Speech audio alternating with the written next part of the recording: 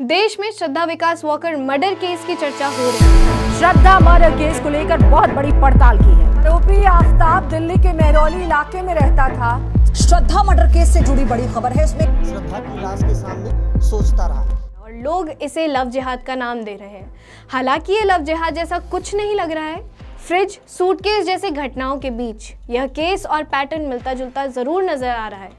कारण यह है कि लव जिहाद की परिभाषा में नाबालिग लड़की को गुमराह करना, हाथ में कलावा पहनकर अपनी पहचान छुपाकर दूसरे धर्म की लड़कियों से निकाह कर लेना, ये सब उसमें शामिल होता है।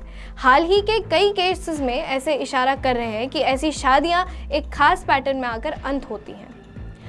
हमने बीते समय का कुछ डेटा देखा तो फिर कुछ ऐसी लड़कियों के कम से कम निकाह की स्टेज तक पहुंचने वाले केसेस सामने आए, लेकिन कई ऐसी भी होती हैं जिनका प्यार सूटकेस या फिर फ्रिज में जाकर खत्म हो जाता है। श्रद्धा वॉकर भी उनमें से ही एक थी और इनका मर्डर भी कुछ इसी तरह का था।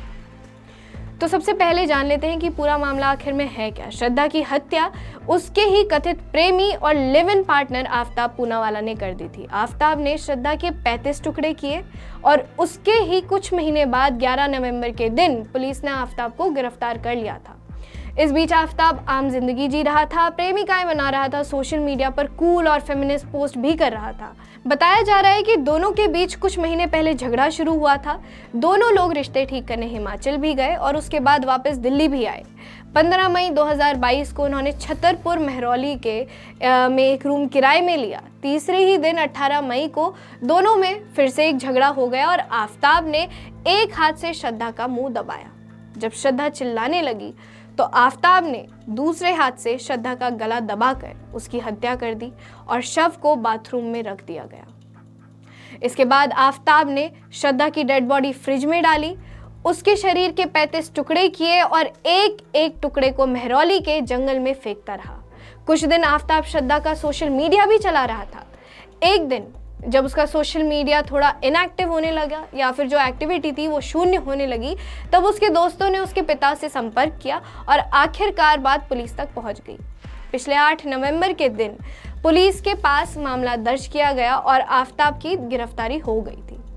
पुलिस को श्रद्धा के मात्र 18 पीस अभी तक बरामद हुए हैं। आफ्ताब अमीन पूनावाला ने पुलिस को बताया कि श्रद्धा की हत्या के बाद खून साफ करने का तरीका उसने गूगल से सीखा था। इसके साथ साथ आफ्ताब ने क्राइम पर आधारित अमेरिकन वेब सीरीज डेक्स्टर भी देखी थी। उसने मानव शरीर को समझने के लिए काफ़ी जानकारी भी जुटाई ताकि शरीर को काटने में उसको मदद मिले। श्रद्धा का शव फ्रिज में पड़ा था और इस बीच आफ्ताब उसी रूम में अन्य लड़कियों के साथ शारीरिक संबंध भी बना रहा था। ऐसी कई तस्वीरें सामने आई हैं जिनमें आफ्ताब को अलग अलग लड़कियों के साथ भी देखा जा सकता है। श्रद्धा के पिता का कहना था कि वो उसके और आफ्ताब के संबंधों से खुश नहीं थे, लेकिन श्रद्धा ने उनसे कहा कि वो 25 साल की हो गई है और अपनी ज़िंदगी जी सकती है, फैसले खुद ले सकती है।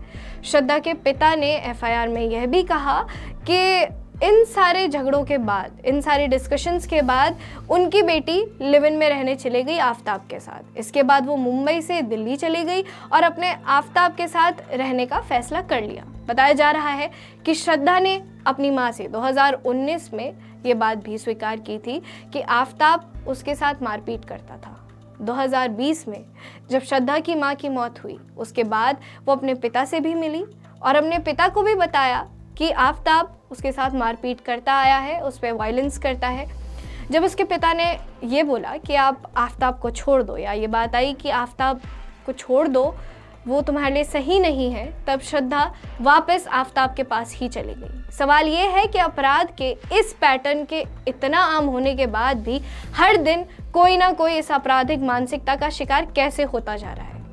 मीडिया तो खैर उनको आप छोड़ ही दीजिए, वो तो आफ्ताब और आफ्ताब जैसों को कभी फूड ब्लॉगर बता रही है तो कभी इंडियन प्रेडेटर कह रही है, और जो लोग खुद को इंडियन बताने में भी शर्माते हैं वो लोग भी आफ्ताब को इंडियन प्रेडेटर कह रहे हैं। अब सवाल ये उठता है कि जब एक विकृत मानसिकता आपको क्रांतिकारी बना देती है तो दूसरी विकृत मानसिकता आपको चुप कैसे रहने देती है। रवीश कुमार इस वक्त न्यूयॉर्क में है, लेकिन भारत में होते तो भी कोई खास बदलाव नहीं आता। वो ऐसे समय पर गोबर से गैस बनाने वाली चर्चा करते हैं या फिर ये पूछते कि क्या जो घटना हुई वो कोई मनुवादी था क्या। आफताब की सोशल मीडिया प्रोफाइल देखने के बाद ये पता चलता है कि गे राइट्स और महिला कल्याण की अच्छी लगने वाले बातों पर आफताब के बहुत सुंदर विचार थे। अक्सर हम देखते हैं कि सोशल मीडिया पर जो अकाउंट जितने लुभावने और सिविलाइज्ड नज़र आते हैं वह वास्तविकता में उतने ही उलट होते हैं। यानी डिजिटल मंचों ने लोगों को एक आभासी छवि बनाने का अवसर दे दिया है और यह आफताब जैसे लोगों के लिए बहुत काम आ रहा है। ऐसे कई केस हैं जब सोशल मीडिया के जरिए किसी मुस्लिम धर्म के युवक ने हिंदू धर्म या गैर मुस्लिम से संबंध विकसित किए और आखिर में उन संबंधों को या तो फ्रिज में या फिर सूटकेस में पैक करके फेंक दिया। निकिता तोमर जैसा प्रकरण भी हमारे सामने आया जब उसका पीछा तौसीफ ने किया और खुलेआम उसको गोली मार दी। वहीं अगर ऐसे ही कुछ मामलों पर हम नज़र डालेंगे तो लगभग हर सप्ताह, हर महीने हमें ऐसी घटनाएं सुनने पर आती हैं। अगर ऐसे ही हम कुछ मामलों पर नज़र डालें तो लगभग हर सप्ताह, हर महीने ऐसी घटनाएं हमारे सामने आती हैं। वहीं नवंबर की शुरुआत में अगर आप नज़र डालें तो केरल से नंदा नाम की एक हिंदू लड़की ने आत्महत्या कर ली थी। नंदा ने आत्महत्या इसलिए की थी क्योंकि 20 साल का अब्दुल शोएब उसे ब्लैकमेल कर रहा था, ये बोल के कि वो उसकी प्राइवेट तस्वीरें लीक कर देगा। वहीं हिमाचल प्रदेश की प्राची राणा मर्डर केस भी कुछ ऐसा ही था। 5 अप्रैल 2022 की घटना में 15 साल की प्राची के घर में घुसकर हत्या कर दी गई। यह हत्या आसिफ मोहम्मद उर्फ हनी ने की थी, जो प्राची के घर में अखबार देने जाता था। जब प्राची ने उससे निकाह करने से इनकार किया तो उसने दिन दहाड़े उसकी हत्या कर दी। ऐसे ही 22 मार्च 2022 के दिन राजस्थान में अरशद खान ने एक नाबालिग हिंदू लड़की को मिलने बुलाया। जब वह उससे मिलने नहीं पहुंची तो नाबालिग को निकाह के लिए दबाव बनाया गया, लेकिन जब वह नहीं मानी तो अरशद खान ने पहले उससे रेप किया और फिर उससे उसकी चाकू मार के हत्या कर दी गई। वहीं दूसरी ओर मध्य प्रदेश में मई 2022 में हेमलता नाम की एक महिला ने मोहम्मद इमरान को राजू जाटव मानकर निकाह कर लिया। यही काफ़ी नहीं था, निकाह के बाद उसामा नाम के एक मौलाना से उसका बलात्कार करवाया गया। 11 नवंबर 2022 के दिन मध्य प्रदेश में ही एक सरकारी स्कूल के शिक्षक शमीम पर हिंदू महिला का धर्मांतरण कराने का आरोप लगा। उसकी बेटी को गलत निगाह से देखने का भी केस दर्ज कराया गया था। वहीं मध्य प्रदेश की एक और घटना सामने आई थी जब एक ओला ड्राइवर शाहरुख ने राजू बनकर युवती से दोस्ती की, फिर कोर्ट मैरिज कर उस पर धर्मांतरण का दबाव लगाया। शाहरुख पर बाद में बार बार रेप करने का और धमकाने का केस भी दर्ज हुआ था। ऐसे हजारों उदाहरण हैं जिन्हें मीडिया में जगह तक नहीं मिल पाती। ऐसे कई उदाहरण भी हैं, अभी भी जिंदा हैं और कहीं ना कहीं वो उनके लिए सूटकेस खरीद रहे हैं और फ्रिज खरीद रहे हैं। ऐसे हादसे जहाँ हो चुके हैं तो वो सेक्युलर मीडिया से गायब हो चुके हैं। इनमें सबसे अहम बात ये होती है कि ऐसे कई मामलों में सिर्फ आरोपी की ही भूमिका नहीं होती। कई केसों में ये भी पाया गया है कि आरोपी का पूरा परिवार ही ऐसी साजिश में शामिल होता है। यहाँ पर ध्यान देने वाली बात यह है कि हिंदू, सिख, ईसाई, बौद्ध महिलाओं के खिलाफ होने वाले ये आम सामाजिक अपराध नहीं है। इन अपराधों के पीछे एक मानसिकता है और इस विकृत मानसिकता को पनाह देने वाले लोग मौजूद हैं। इन्हें प्रोत्साहन देने वाले लोग भी हमारे और आपके बीच मौजूद हैं और इस पर वाहवाही बटोरने वाले भी मौजूद हैं।